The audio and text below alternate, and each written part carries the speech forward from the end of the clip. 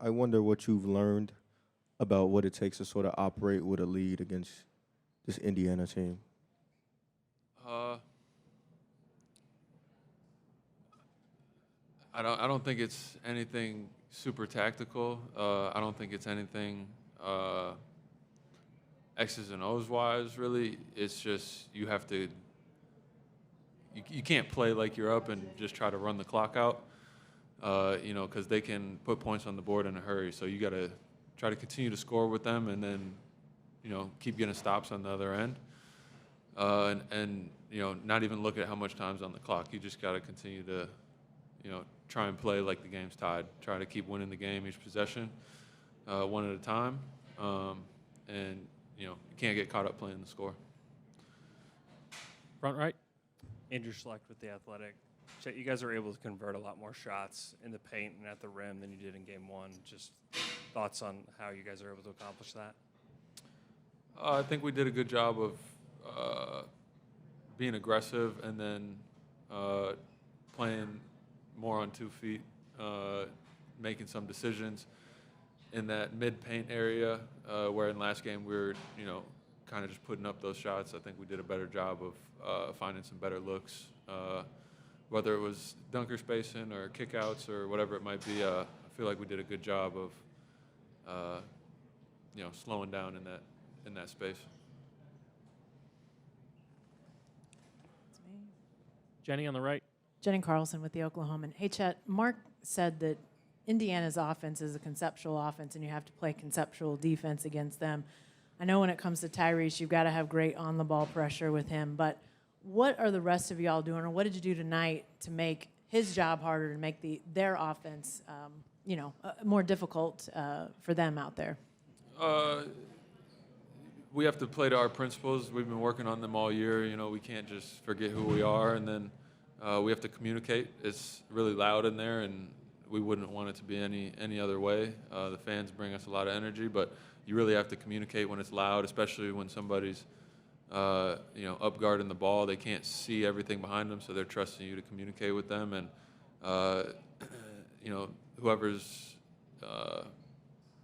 guarding the screener, kinda, and whether they're in coverage or something else, they got to trust the people behind them to communicate with them what's going on, and trust that everybody's going to be in the right spots, and then just try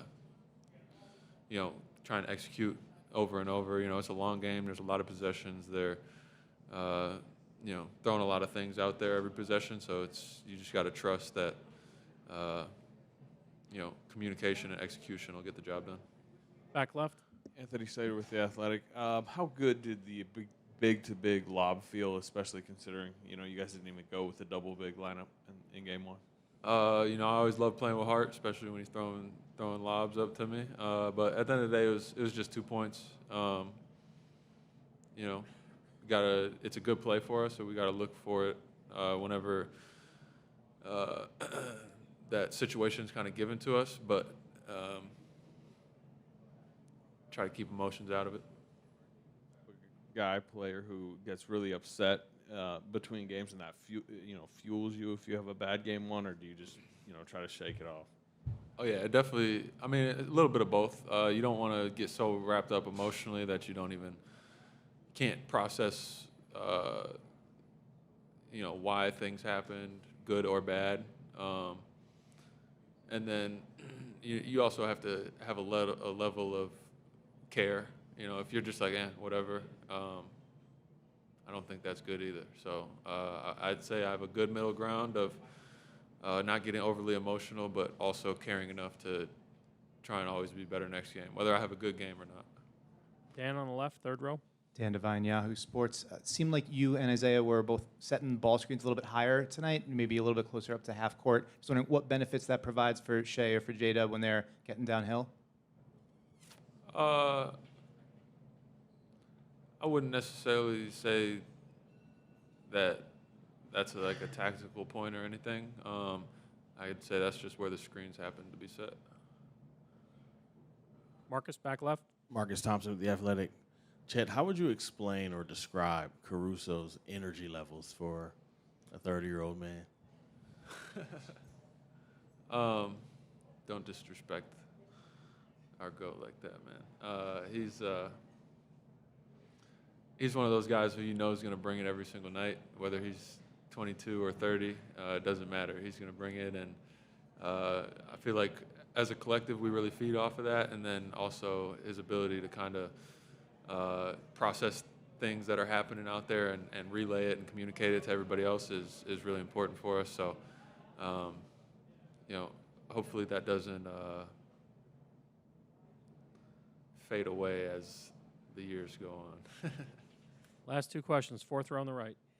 Valencia King, Real Talk Sports. Chet, Mark mentioned how he knew as a collective you guys would improve from game 1 to game 2, but specifically you. When you think about his belief in you, how has he helped you grow, not even just on the court, but even off the court as a player?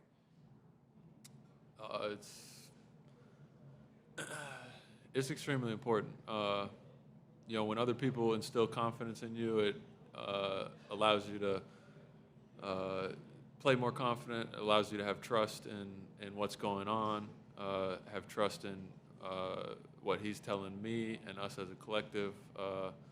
And then also a big part of that is he has to trust that I'm going to do everything it takes to be better after bad games or bad plays or whatever. It's all about trusting that the other party has the right process in mind.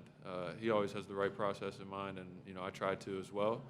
And from there, you can kind of build out a good working relationship, good ability to continue to improve and be better together. Last one on the right. Fourth row. Adam Francisco, Suave Report. This was OKC's first finals win since June 12th, 2012. What does it mean, or what does that mean to you, and what were you doing in 2012? 2012, I was stuffing in the back of a SUV going on 12-hour car trips for AU tournaments and sitting playing, what's that game? It's like Jetpack Joyride on the iPads in the back of the car. That's a pull right there. But yeah, it's hard to think about stuff like that because we are in it. We won a game, but that isn't the end goal. So we got to continue to try and be better as the series goes on. Thank you, Chet.